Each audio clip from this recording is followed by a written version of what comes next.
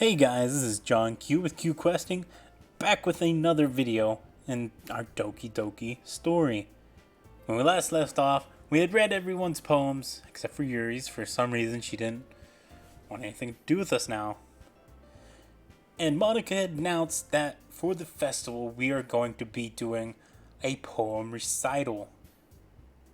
And to get ready for that, we have to practice our poems now so that we can be ready in the future and not have stage fright.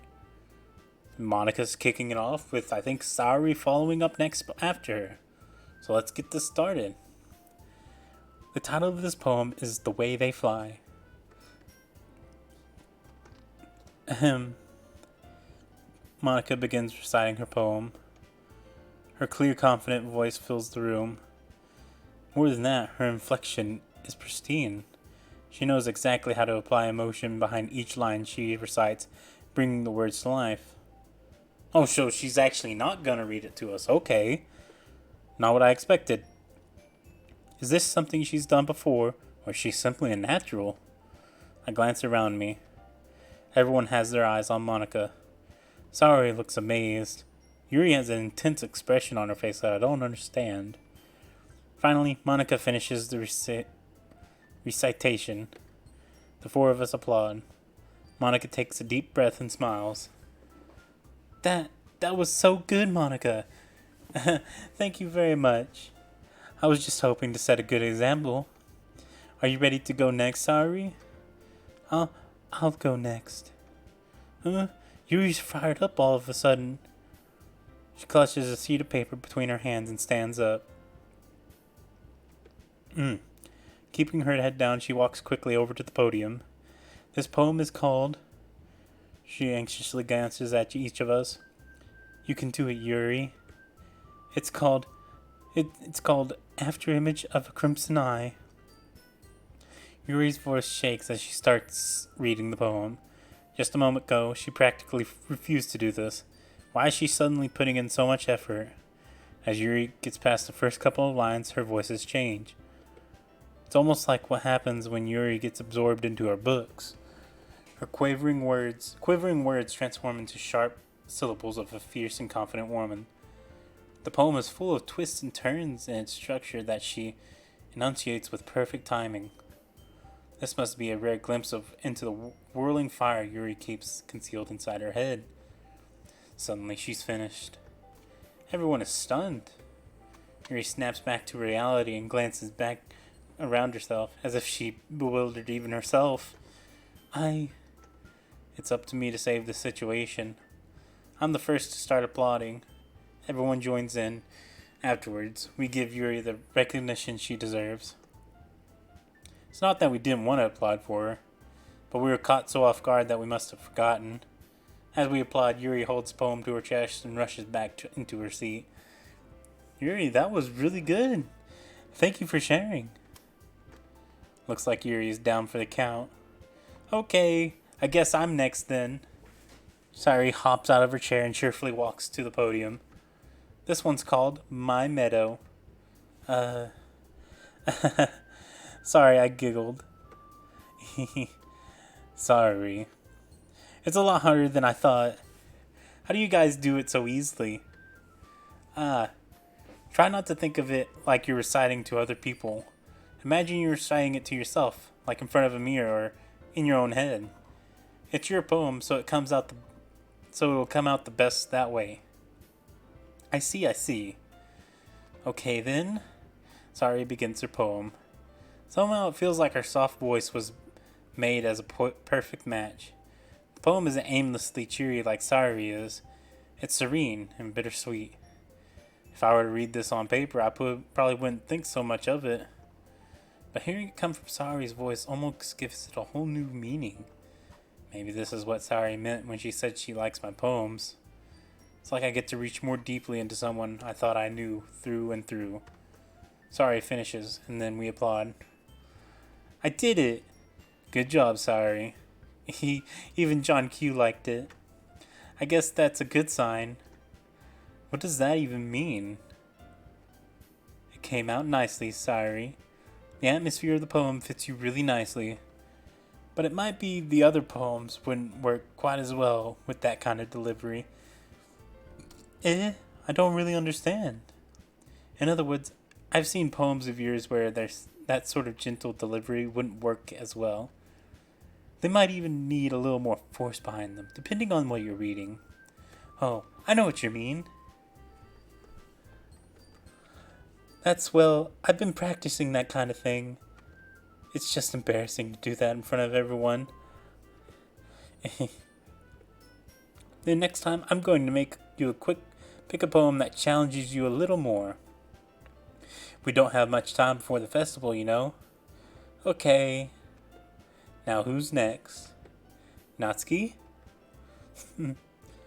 Don't make me go before John Q. It's not like I compare to you guys anyways. Might as well let John Q lower everyone's standards a little before I have to do it. Natsuki? It's fine, it's fine. I might as well get it over with. Oh, my nose. But it's not like I have much of a selection of what to read. I'll just go with what I wrote for today. I stand up and step in front of the podium. Everyone has their eyes on me, making me feel terribly awkward. I recite my poem. Since I'm not exactly confident in my own writing, it's hard to put energy into it. Despite that, once I finish, I receive applause anyway. Sorry, I'm not really as good as everyone else. Don't worry about it so much. I think it's less about your ability and more about your lack of confidence in your writing. That's something that'll improve over time, though. Yeah, maybe. Alright then. That just leaves you, Natsuki. Yeah. I'm going. Natsuki begrudgingly gets out of her seat and makes her way to the podium. The poem is called... Why are you all looking at me? Because you're presenting? Anyway, the poem is called Jump. She takes a deep breath. Once she starts reciting the poem, her sour attitude disappears a little. While she's still a little unenthused, her poem has rhythm and rhyme to it. It's Natsuki's trademark style, and it works surprisingly well when spoken out loud. The words feel like they bounce up and down as if giving life to the poem. Natsuki finishes, and everyone applauds. She huffs back to her seat. That wasn't so bad, was it? Easy for you to say. You'd better not make me do that again. Well, do you at least feel prepared enough to recite a poem in front of other people? I mean, doing it in front of other people will be way easier. I can put on whatever face I want for other people.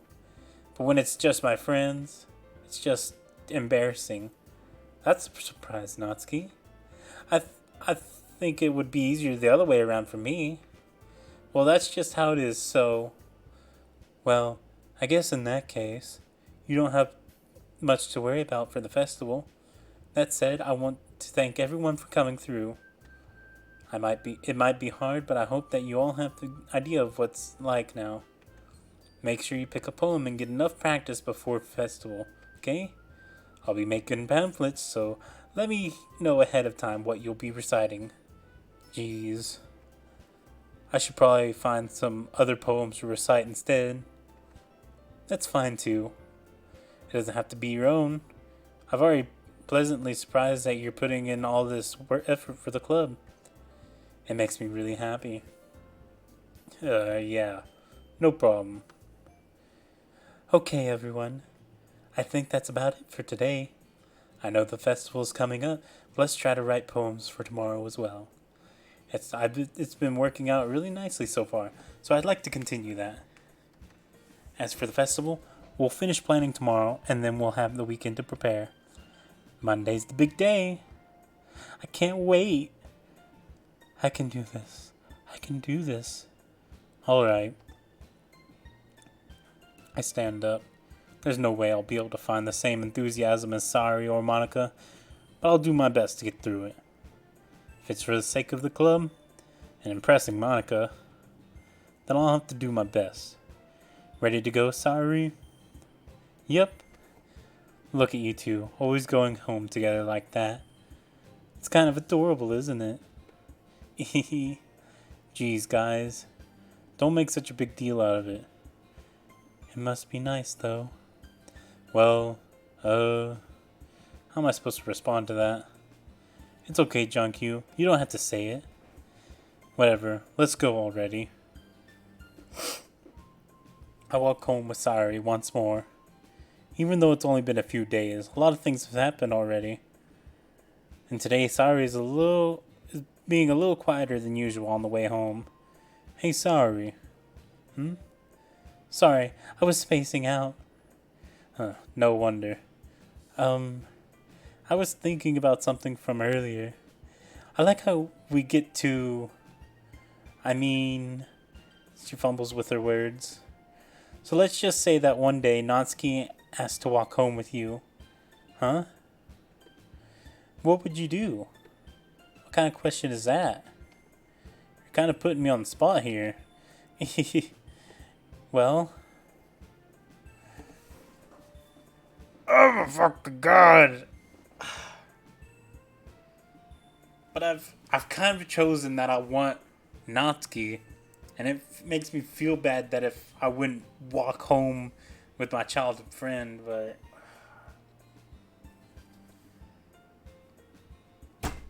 God dang it. Natsuki's gonna have to come first, I'm sorry. Walking home with Natsuki, huh? Why does the thought of that make my heart pound? I mean, I think I would be afraid of what she'd do to me if I turned her down.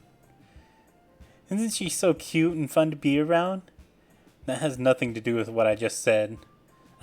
You admitted it. Jeez. There's not even any point in speculating something that's never gonna happen. Well, maybe. But I like to think about it. It's not long before you won't need me anymore, you know? Need you? Sorry. I can't figure out how you're seeing things in your head right now. Sorry. Everyone is different. Nobody in the club is a replacement for you. If you say so. The conversation trails off and I'm left feeling awkward. But it was kind of her fault for trapping me with such a weird question. I can't just lie to her. But if there's something that makes her happy, I would hate to take that away from her. That's why I said there's no point in speculating. Then again, the festival's only a few days away. Who knows what will happen in that time. Let's do it again!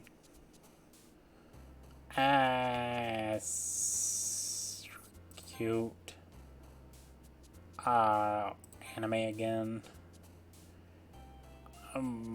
Chocolate. Rose. That's, shoot.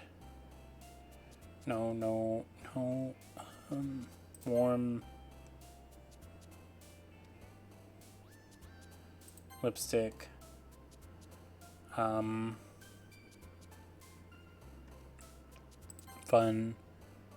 Go with Boop again.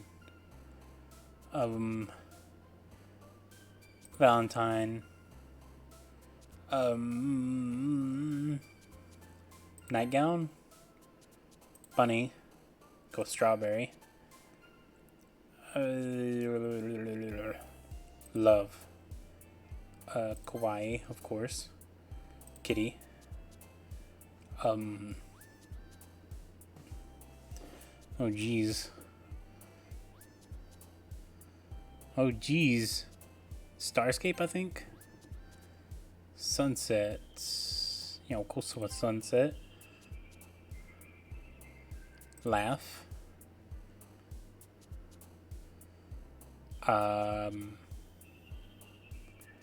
Fireflies. Fluffy. Oh, that was the last one. I didn't realize that. Oh man, I'm the last one here again. Don't worry, I just walked in too. Were you practicing piano again? Yeah.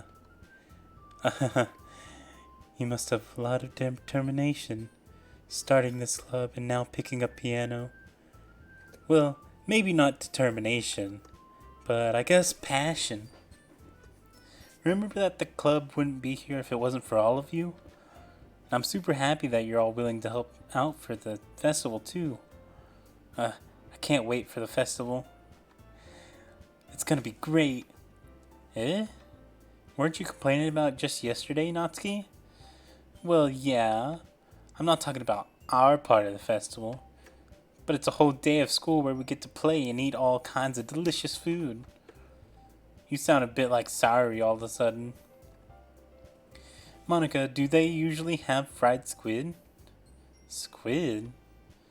It's a pretty specific thing to look forward to. Oh, come on. Are you saying you don't like squid? You of all people. Eh? I didn't say I don't like it. Besides, what do you mean by you of all people? Because it's right in your name. Monica. Eh? I don't... Wait. I don't know enough Japanese. One of those obviously means squid or something like that.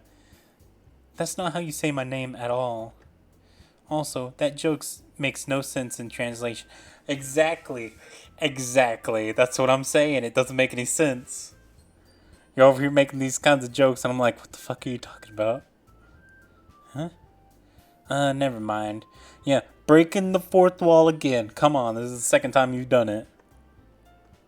Let's just focus on our own event for now, okay? Fine, fine. Your reaction are as fun as Yuri's or Saori's anyway. Probably because she's a robot. Excuse me? Where's Saori anyway? Oh, there you are. Saori's sitting at a desk in the corner of the room, looking down at nothing. I walk over to her. Hey, Saori. I wave my hand in front of her face. Eh? You're spacing out again. Sorry. Don't mind me. You can go and talk to everyone else. Huh? Is everything alright? Of course. Why wouldn't it be? It just feels like you're a little off. Sorry for assuming things. Geez, you worry too much about me. I'm fine, see? She shows me a big smile. Don't let me distract you from having fun with everyone. Well, alright. If you say so. I worriedly glance at Saori before turning back towards everyone else. But the conversation has already dispersed, with everyone back at their usual activities. Maybe I should ask Monica if she's noticed anything about Saori recently. Since they're preparing for the festival, they must be spending a lot of time together. At least I think. Similarly approach Monica, who's shuffling through some papers at her desk. John Q, what's up? Hey, this might sound a little strange, but have you noticed anything up with Saori recently? Anything up with her? In what way do you mean? Maybe I'm reading into it a little too much, but she seems a bit downcast today. Oh, you think so?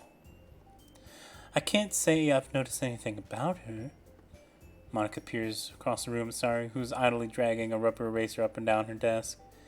Maybe there's something on her mind. But I'm surprised I'm not the one asking you, John Q. You certainly know her a lot better than I do. Yeah, but she's never been like this before. She's always talked to me about things that bothered her. But this time, when I asked her, she was really dismissive. Sorry, I know it's not your problem. I just wanted to ask you if you knew anything, so I'll drop it now. No. It's important to me too. I mean, I'm also friends with her. And I care about the well-being of my club members, you know? Maybe I'll try talking to her myself. Eh? Are you sure about that? She seemed like she wanted to be left alone. Are you sure? Maybe she's just having a hard time bringing up with the person of interest. Person of interest? What do you mean by that? I'm saying that maybe the thing on her mind is about you, John Q. Me? How on earth would you come to that conclusion? Well, I probably shouldn't say too much, but Saori talks about you more than anything else, you know? Eh? She's been so much happier ever since you've joined the club. It's like an extra light was turned on inside of her. What? No way. Sorry is always like that. She's always been full of sunshine. It's not any different now than it was always has been. You're so funny, John-Q. Have you thought that maybe you've always seen her as so cheerful? Because that's just how she is when she's around you? I said too much. I'm sorry, what do I do now? What do I know anyway? I didn't mean to jump to conclusions, so you should just forget about what I said. I'll try to talk to her, so try not to think about it for now. Alright? She smiles meaningfully. I know she said forget about it, but I already know I won't be able to get her words out of my head. Monica stands up from her desk and walks across the room to where Sari is sitting. I watch her kneel down next to Sari and gently talk to her. She's keeping her voice so quiet that I can't hear her from here. I sigh and sit myself down. I know Sari told me not to worry about her and have fun with everyone else. That's impossible to do when she's behaving like this. Exactly how much do I care about her that I'm letting this weigh me down so much? Now it feels like I'm the one behaving out of ordinary. There's nothing I can do besides wait for Monica. And with that, we will end today's episode. When we come back, we will see what Natsuki wants and maybe get to read some more poems. And decide which poems we're going to focus on for the festival. And maybe we'll see how the festival goes. That'd be nice. But until next time, as always, look forward to our next quest.